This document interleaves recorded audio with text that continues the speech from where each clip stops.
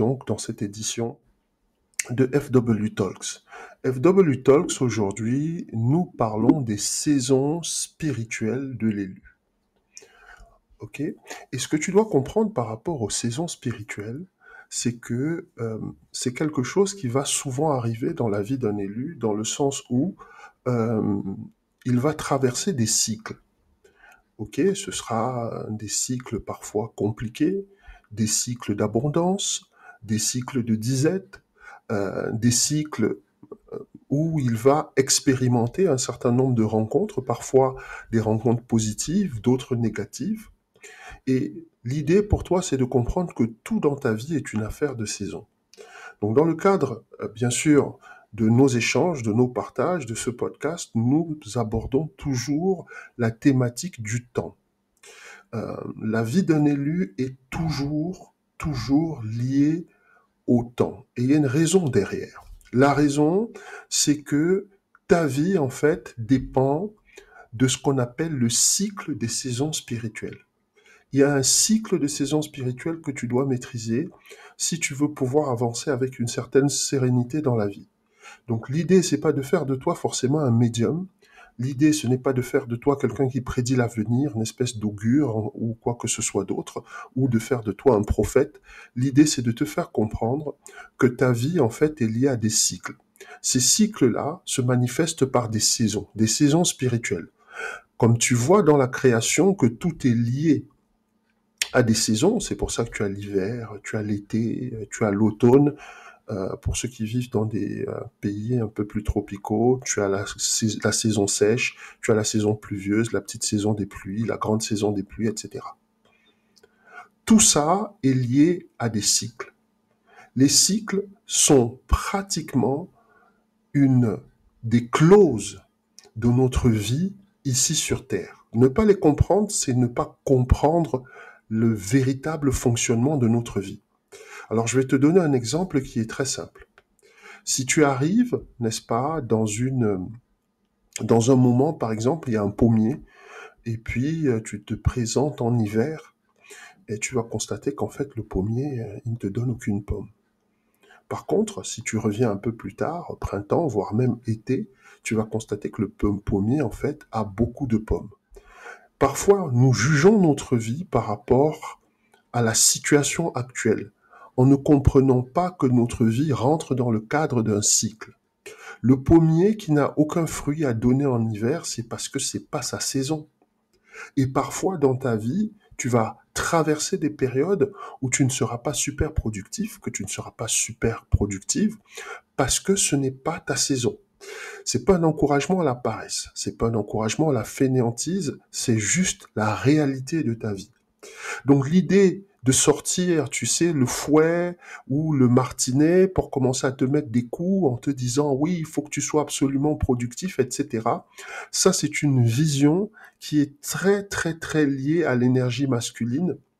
Et là, je veux que tu comprennes bien de quoi nous parlons.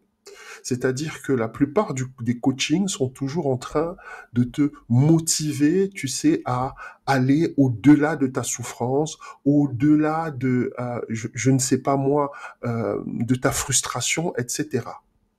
Ne tenant pas compte du fait que nous avons tous des saisons spirituelles. Peut-être que tu es dans une saison de sécheresse. Et alors là, tu auras beau écouter toutes les vidéos de motivation, tu auras beau lire tous les bouquins que tu veux sur la finance, je ne sais pas moi, sur l'excellence spirituelle, etc. Et tu vas constater que spirituellement, tu n'arrives pas à décoller parce que ce n'est pas la saison. J'essaye de te donner les éléments aujourd'hui parce qu'il y a beaucoup de choses qui circulent, et c'est pour ça que je te parlais de l'énergie masculine, qui n'est que dans la conquête, etc., qui n'est que dans la domination, qui n'est que dans l'acquisition, qui n'est que dans la possession.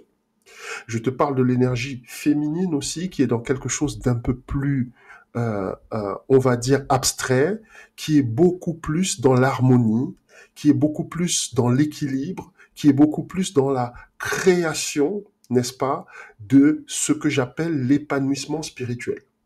Donc l'idée pour toi, c'est de comprendre et de connaître tes saisons. Arrête de te battre pour avoir des pommes alors que tu es en train de passer ton hiver. Arrête de te battre, je ne sais pas moi, pour voir les fleurs fleurir alors que c'est l'automne. L'automne, les fleurs sont pas censées fleurir, les feuilles sont censées tomber. Donc il va y avoir des moments dans ta vie, des saisons dans ta vie que tu vas traverser. Et il faut comprendre le cycle des saisons spirituelles. Et là, je te donne le premier élément. Il y a plusieurs saisons spirituelles que nous allons voir tout à l'heure, et chacune de ces saisons peut se chevaucher ou évoluer de façon inattendue. C'est-à-dire que dans ta propre vie, tu peux par exemple sur le plan professionnel traverser une saison de sécheresse, et tu auras beau te battre pour toutes les promotions possibles et imaginables, tu auras beau postuler à tous les boulots possibles et imaginables et tu n'auras aucune réponse. D'accord? Tu peux être dans une saison d'attente dans un domaine de ta vie et dans une saison de percée dans une autre. Tu vois, par exemple, tu peux professionnellement ne pas avoir de succès et puis dans ta vie sentimentale, tu es parfaitement épanoui. Donc, ce que j'essaye de te dire, c'est que le cycle des saisons spirituelles dépend du domaine de notre vie et ça, c'est super important. C'est pour ça que je te disais, la productivité à 400% à longueur d'année, ce n'est pas possible, ce n'est pas atteignable. La nature ne fonctionne pas comme ça. La création ne fonctionne pas comme ça. Et je vais même aller plus loin. Le créateur n'a pas prévu que les choses doivent marcher comme ça. Et là, je te donne un autre élément. Les saisons reflètent des expériences profondément personnelles que de nombreux croyants rencontrent dans leur parcours avec le Créateur. Chacune d'elles comporte ses propres défis, leçons et opportunités de croissance. De quoi je suis en train de te parler ici? Je suis en train de te dire d'une façon simple que les saisons, là, elles viennent pour que tu aies des expériences personnelles dans ta spiritualité, ta relation avec Dieu. C'est-à-dire que chacune d'elles va donc comporter ses propres défis, des leçons aussi, c'est-à-dire qu'il y a des leçons de la sagesse dont tu dois tirer de ces saisons. L'idée n'est pas pour toi de subir les saisons, l'idée est pour toi d'apprendre à fusionner avec ces saisons pour pouvoir tirer le substrat de leur énergie, c'est-à-dire la sagesse, c'est-à-dire l'expérience, si tu veux, et dans une certaine mesure aussi l'intelligence qui va avec. Donc, en réalité, les saisons, eh bien, le cycle des saisons spirituelles, tu dois le voir comme une opportunité de croissance. Et je te donne un troisième élément sur cette thématique du cycle des saisons spirituelles. OK? Comprendre le cycle des saisons, c'est avoir certaines explications sur les périodes que ta vie traverse. C'est pouvoir les anticiper et mieux les vivre. Si tu connais l'alternance des cycles, tu comprends rapidement pourquoi à certains moments les choses ne marchent pas comme tu l'attends. Elles ne marchent simplement pas parce que en fait, c'est pas la saison. Ce n'est pas la saison. Donc il faut arrêter de faire du forcing. Il faut arrêter de te taper dessus. Il faut simplement comprendre que ce n'est pas cette saison-là en tout cas. Et ça te demande d'avoir du discernement. Et ce n'est pas, une fois de plus, un encouragement au fatalisme, à la paresse ou à quoi que ce soit. Mais c'est simplement comprendre comment on fonctionne. Et là, je te donne un certain élément, parce que cette thématique-là, on l'a déjà vu dans le cadre d'un webinaire. Et je t'invite, si tu as l'occasion, à passer sur mon site, sur le site maranatadigital.org/webinar pour pouvoir récupérer un de ces webinaires. Celui-là s'appelle Reconnaître ses saisons, donc c'est vraiment une masterclass. Et le deuxième, pareil, c'est Connaître son temps. Et là-dedans, j'aborde, et si tu es vraiment intéressé par la dimension des cycles, n'est-ce pas, spirituels, des saisons spirituelles, eh bien, ces deux webinaires-là t'apportent déjà un certain nombre d'éléments. Et là, je rentre tout de suite dans le premier cycle spirituel que tu dois connaître. Ce cycle spirituel-là, c'est la saison sèche. Et dans la saison sèche, tu vois, c'est quand Dieu te semble distant. Le Créateur te semble distant, tu as beau faire tout ce que tu veux. Tu as beau prier, tu as beau jeûner, tu as beau méditer, tu as beau être vraiment dans toute l'étendue de tes capacités spirituelles et pourtant, la création semble ne pas t'entendre et le Créateur non plus. Il va y avoir des périodes de stérilité spirituelle où la prière semble difficile et Dieu te paraît silencieux. Combien d'entre nous avons déjà traversé ces périodes-là? Et le réflexe qu'on a souvent, c'est de se dire, ah, les forces du mal sont après moi, etc., etc. Et donc là, tu rentres dans le découragement, tu rentres parfois dans la confusion, parfois il y a la fatigue émotionnelle, parce que tes émotions, elles vont dans tous les sens. Un coup, tu es super motivé, tu te dis, ouais, je vais pas me laisser faire. Un autre coup, tu es totalement découragé. C'est toujours comme ça dans ma vie, ça ne marche pas, etc. Je te parle de la saison sèche. Dans la saison sèche, ce que tu dois comprendre, c'est qu'en fait, c'est une saison de raffinement. Je répète, c'est une saison de raffinement. Parce que là, le Créateur, il veut approfondir ta foi sous la surface. OK? Et là, je t'amène à la compréhension en fait de la saison sèche. C'est une saison où en fait le Créateur est en train de te dire rapproche-toi de moi, rapproche-toi encore plus de moi, c'est-à-dire que la saison prochaine, tu vas avoir besoin d'être à un certain niveau. Donc, il va falloir que tu élèves ton niveau spirituel en te rapprochant encore plus de moi. Si je ne sais pas, moi, il y avait une proportionnalité dans ta relation avec Dieu où, je ne sais pas moi, tu passais, je sais pas moi, 5 minutes, 10 minutes dans la prière ou dans la méditation par jour, il faut en faire encore plus. Ça va peut-être passer par des moments de jeûne, ça va peut-être passer par des moments de retraite spirituelle, ou plutôt que d'aller en week-end, bah, tu passes tout ton week-end, tous les week-ends de ce mois-là, ou de ces mois-là, parce que ça peut aller plus loin, à vraiment chercher la présence de Dieu, à vraiment chercher la présence de ton Créateur et à comprendre en fait que là, derrière cette sécheresse, il y a un besoin pour lui, que tu te rapproches pour qu'il te remplisse encore plus de sa sagesse, te remplisse encore plus de son intelligence, te remplisse encore plus de sa parole ou peut-être de sa puissance en fonction de ce que tu as à faire, n'est-ce pas? Pour que tu puisses te préparer à la saison prochaine. Et là, moi, dans ces périodes-là, ben, tout ce que je peux te dire, c'est, je t'encourage à rester enraciné en fait dans l'écriture, dans la parole, à être enraciné dans des choses comme l'adoration, ok? Parce que le désert là que tu traverses, la sécheresse là que tu traverses, c'est pour un moment.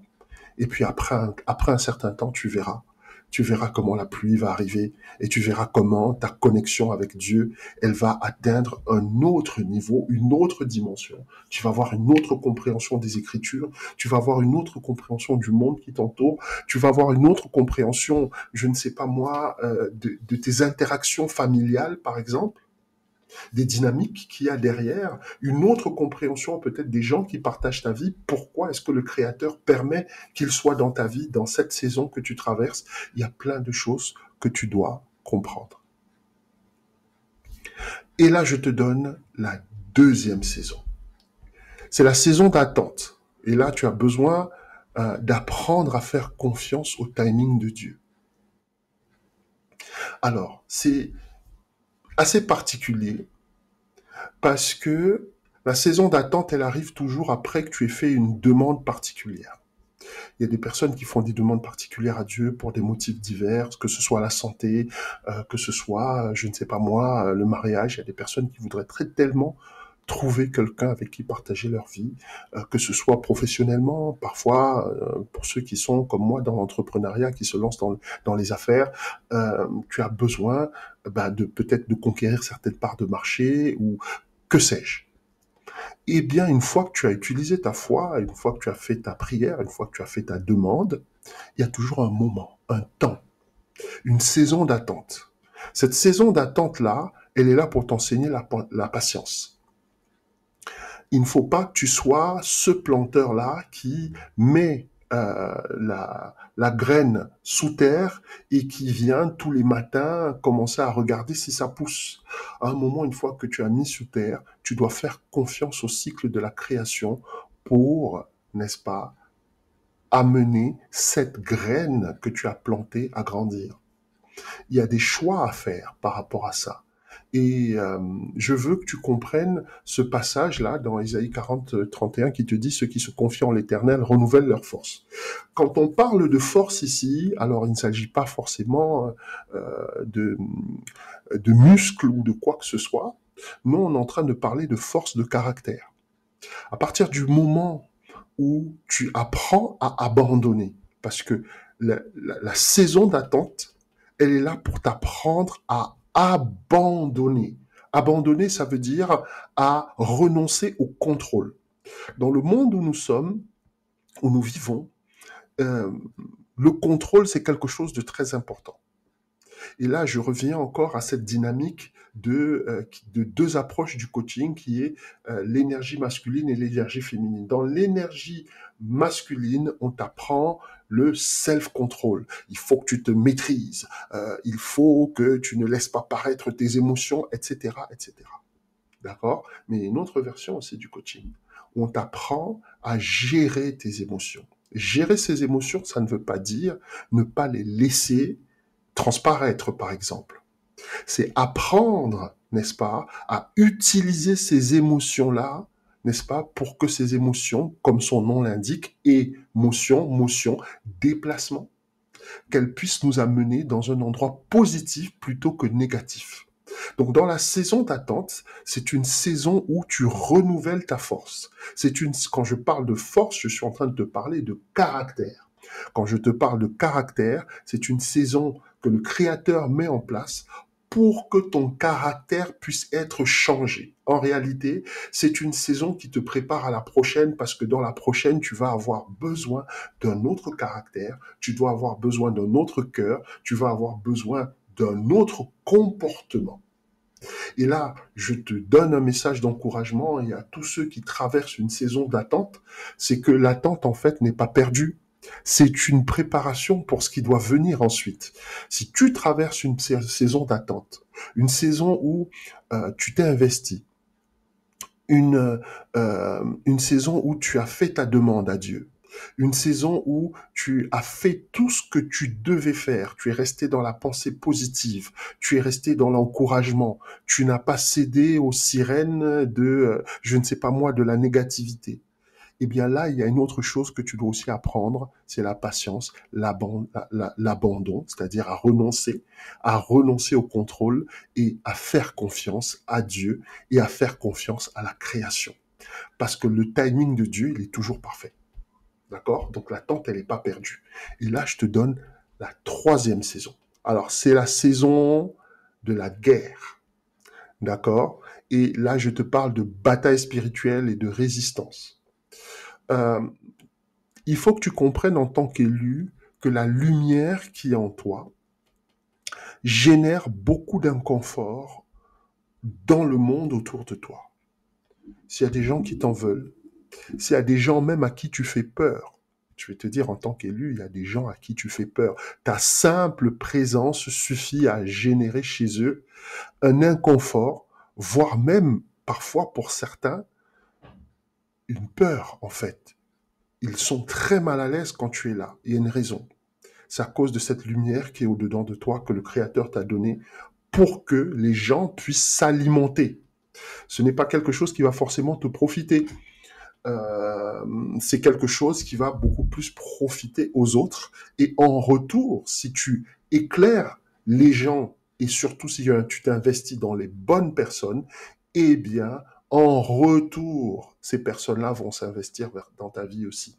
Et c'est là que tu vas recevoir, en fait, le retour par rapport à cette lumière que le Créateur a mis dans toi. Le problème pour l'élu, ça a toujours été, et ce sera toujours, le discernement. Mais néanmoins, pour revenir à la saison de la guerre, c'est une saison où tu n'auras rien si tu ne te bats pas. Je sais, ce n'est pas quelque chose qu'on t'a enseigné. Mais dans le cadre de ce podcast, dans le cadre de ces partages, nous revenons toujours sur les sentiers qui ne sont pas très battus dans le monde de la spiritualité. Je sais qu'on t'a appris la loi de l'attraction, bien que personnellement, en tant que croyant, j'ai du mal avec. Parce que la loi de l'attraction, c'est la loi de la semence et de la récolte. On n'est pas là pour attirer n'importe quoi dans sa vie. On est là pour attirer des choses qui sont positives. Et là, je te dis qu'à certains moments dans ta vie, tu vas rentrer dans une saison de guerre. Ce sera une saison où si tu ne te bats pas, tu n'as rien. Si tu ne te bats pas, tu n'as rien. Si tu ne retrousses pas les manches, tu ne mangeras pas. Et beaucoup d'entre nous, nous pensons que il suffit tout simplement, oui, bon, ben j'ai prié et puis c'est bon, ou j'ai jeûné et puis c'est bon, oui, je suis dans ma méditation et puis c'est bon. Non, ça va être une saison de bataille spirituelle intense, de tentation, de conflit. Tu vas traverser toutes sortes de tempêtes et dans ces tempêtes-là, je suis désolé, il va falloir que spirituellement, je dis bien spirituellement, je suis pas là pour t'encourager à distribuer des des coups de poing, mettre des baffes à tout ce qui bouge. C'est pas ça. Nous n'avons pas à lutter contre la chair et le sang, je rappelle toujours, mais contre des esprits. Et il va y avoir des esprits qui vont se manifester dans ta vie. Ils vont parfois utiliser certaines personnes autour de toi. Et là, tu vas avoir des conflits. Et si tu ne te bats pas, tu perdras beaucoup de choses. Tu perdras des amis, tu perdras des relations. Pour certains même, parfois, tu perdras ton boulot. Oui, oui, oui, parce que tu as refusé de te battre. Je suis obligé de te dire la vérité parce que malheureusement, ce n'est pas quelque chose qui est beaucoup enseigné la saison de la guerre. La saison de la guerre. Et il y a un exemple qui est très très important dans la Bible que je te recommande de checker, c'est Matthieu 4. Tu sais, là tu as le Christ dans le désert et tu as David face à Goliath. Je sais que c'est couru, je sais que c'est cliché, mais en fait, ces personnes-là, ces personnages bibliques-là, n'est-ce pas, que ce soit Yeshua, que ce soit David, eh bien, à un moment, ils ont dû se battre. Ils ont dû se battre contre les forces des ténèbres. Et dans la saison de guerre, c'est ça. C'est une saison où tu as besoin de discernement, c'est une saison où tu as besoin de prière, c'est une saison où tu dois faire des veillées de prière, oui, des veillées de prière, parce que la parole nous enseigne que c'est la nuit que l'ennemi travaille. Je veux que tu regardes la parabole du semeur. On te dit dans la parabole du semeur quelque chose de très très profond. On te dit que le semeur avait semé dans la journée, mais la nuit, un ennemi était venu mélanger sur cette plantation-là, sur ce champ ou ce que tu veux, eh bien, de la mauvaise graine. Ça veut dire que c'est de la nuit qu'on mélange les mauvaises graines à ce que toi tu as planté le jour. Ce qui veut dire que la nuit, parfois, il y a la nécessité pour toi de veiller. Et par veiller, j'entends passer certains moments à te priver de sommeil pour te battre, pour garder ce que le Créateur t'a donné. OK? Et dans cet encouragement, dans cette saison-là, tu as un encouragement. Tu n'es pas seul. Exode 14, 14 te dit que le Créateur, Dieu, il combat aussi pour toi. Et je te donne une autre saison. Et là, ça va t'intéresser énormément. C'est la saison de percée. C'est la saison où, eh bien, tu arrives au sommet de la montagne. Tu vois, et là sur le slide, il y a cette jolie image avec cet arc-en-ciel là qui représente bien sûr l'alliance de Dieu et qui représente effectivement le succès et l'accomplissement des choses. Donc là, je te dis, une saison de prière exaucée, de porte ouverte, et tu as ce drive, cet élan spirituel, c'est incroyable.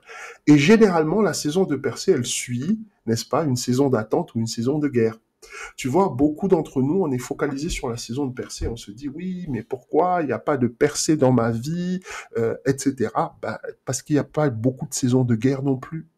Et les deux vont ensemble. Et les deux marchent ensemble. Et les deux sont intimement liés. Et c'est ça la réalité en fait. La réalité, c'est que ben il n'y a pas énormément de percées dans nos vies parce qu'il n'y a pas énormément de saisons de guerre.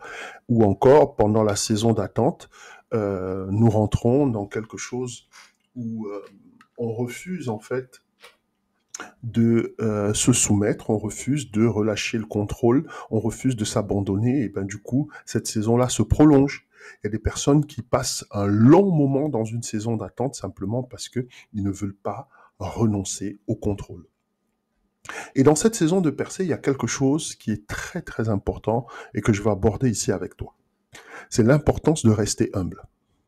Célèbre, mais reste humble. Pourquoi? Il ne faut pas que ton succès, d'accord, parce que quand tu rentres dans la saison de percée, tu vois la promotion que tu attendais tellement au boulot, boum, on te dit, bah c'est pour toi. euh, au niveau de ta santé, tu es en pleine forme, tout se passe bien, euh, on va dire sentimentalement, ta relation est limite, vraiment c'est comme du papier à musique, ça roule tout seul. Ok. Et tu traverses cette espèce d'euphorie, cette période où tu as l'impression de marcher sur un nuage. Il faut que tu fasses très attention. Reste humble. Quand je parle d'humilité, c'est vraiment reste conscient que tout ça, eh bien, c'est le Créateur et la création qui te les donnent. Le Créateur ordonne à la création de te donner parce que, comme je te disais à l'instant, tu as semé, il est normal que tu récoltes. Maintenant, que tout ce succès ne te monte pas la tête au point de penser que c'est toi qui es la raison du succès. La raison du succès, c'est le Créateur. D'accord? C'est lui qui te donne. Il y a beaucoup de gens qui travaillent très dur et parfois ils n'ont rien. Donc là, il faut faire très très attention avec ça. Et vraiment, vraiment, vraiment, quand tu as une saison de percée, il faut que tu sois extrêmement prudent.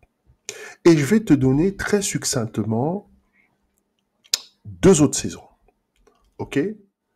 Il y a dans ta vie une saison de séparation. Cette saison-là, elle représente un temps de séparation spirituelle où Dieu t'appelle en fait à t'éloigner de certaines personnes, de certaines habitudes ou des situations pour que tu te rapproches de lui. D'accord? Et il y a quelque chose que je veux que tu comprennes dans cette saison-là. C'est pas forcément, entre guillemets, le diable qui t'attaque. C'est simplement Dieu qui est en train de te préserver ou encore de te réserver. D'accord? Il te met de côté. Alors cette saison, elle représente effectivement un temps de séparation spirituelle où effectivement Dieu va t'amener, le Créateur va t'amener à t'éloigner de certaines personnes, de certaines habitudes. Et voilà, donc ça c'est la saison de séparation. Parfois tu vas voir, je ne sais pas moi, ton copain, ta copine partir, ton fiancé te dire oui, ben écoute, le mariage en fait c'est plus ça, je veux plus, etc., etc. Saison de séparation. Tu vas être au boulot un jour, on va t'appeler, voilà, tu rentres dans le bureau de la RH et elle te dit oui, ben écoute, on va mettre fin à ton contrat parce que. Et il y a des saisons de séparation. Et la saison de séparation, c'est très particulier. Donc moi, je t'encourage pendant les saisons de séparation à rentrer dans des périodes de ce que j'appelle le discernement. Tu dois comprendre ce qui est en train de se passer. Ce n'est pas toujours le diable qui t'attaque. Très souvent, c'est Dieu qui est en train de te préparer à quelque chose. Et je te donne une sixième saison qui est la saison de la chasse. Et j'aime le terme qui est utilisé, n'est-ce pas, au niveau, nos amis anglais parlent de hunting season. Alors c'est une période où tu vas rechercher la présence de Dieu pour qu'il te donne cette force-là, cette énergie-là, cette onction-là, pour aller chasser tes adversaires, pour aller chasser tes ennemis, pour aller posséder tes possessions. The hunting season, c'est quelque chose d'incroyable parce que c'est une période dans ta vie où tout ce qu'on t'a arraché, tout ce qu'on t'a volé, n'est-ce pas, grâce à un travail spirituel que tu fais sur toi, grâce à un travail de prière que tu vas faire auprès de Dieu, eh bien, tu vas rattraper toutes les années qui t'ont été volées. Alors, qu'est-ce que je pourrais te dire en conclusion, pour ne pas être trop long? Eh bien, en conclusion, je pourrais te dire qu'il y a beaucoup plus de saisons que 6 saisons spirituelles. OK? Mais chacune des saisons est là pour travailler quelque chose au-dedans de toi. Chacune des saisons est là pour développer quelque chose au-dedans de toi. Et mon souhait, ce serait que tu sois cette personne-là qui a compris exactement ce que le Créateur veut susciter au-dedans de toi, c'est-à-dire l'élévation. C'est-à-dire qu'il est en train, au travers des saisons, de te travailler, de te changer, de te modifier pour que tu te diriges à être vraiment la meilleure version de toi-même. C'est ça le but des saisons.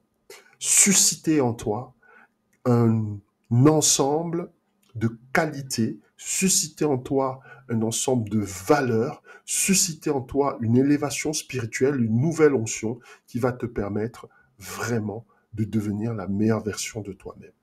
Donc, parfois, à certains moments, ces saisons-là, on s'y retrouve. c'est-à-dire tout seul, c'est-à-dire que le Créateur ne demande pas notre permission et nous met dans ces saisons, mais parfois aussi, il faut appeler ces saisons-là. Parce que nous avons aussi ce droit-là d'appeler certaines saisons dans nos vies en fonction de ce que nous voulons faire. Je te donne un exemple très concret et je vais finir dessus. Il y a des moments où tu sens que ton entourage devient un poids pour toi. Tu sens bien que tu pourrais être à un autre endroit s'il n'y avait pas autant de personnes dans ta vie, autour de toi, qui te bloquent, qui t'empêchent d'avancer, qui sont toujours dans la négativité, etc. Eh bien, tu peux demander une saison de séparation à Dieu. Et une fois que Dieu entame cette saison de séparation, tu vas voir à quel point, n'est-ce pas, les mauvaises compagnies, eh bien, corrompent les bonnes mœurs, dans le sens où une fois que les personnes négatives sont parties de ton entourage, sont sorties de ta vie, eh bien, tout à coup, eh bien, ta vie devient infiniment meilleure en termes de qualité, mais aussi en termes de quantité. Et quand je te parle de quantité de vie, je veux que tu reviennes à cette phrase que le Christ a prononcée en disant le voleur ne vient que pour détruire et pour voler, et moi je suis venu afin que mes brebis aient la vie et la vie plus qu'en abondance. Et c'est dessus que je vais te laisser, et on va se quitter sur ces bonnes paroles-là. Je te remercie pour ton attention. Merci de rester fidèle à ce podcast. On se retrouve très très bientôt pour une autre édition de FW Talks. Merci de liker, puis de partager, et puis bien sûr de faire passer un maximum ce message-là à ceux qui ont besoin de l'entendre. Sur ce, je te souhaite une très bonne journée et prends soin de toi. À très bientôt.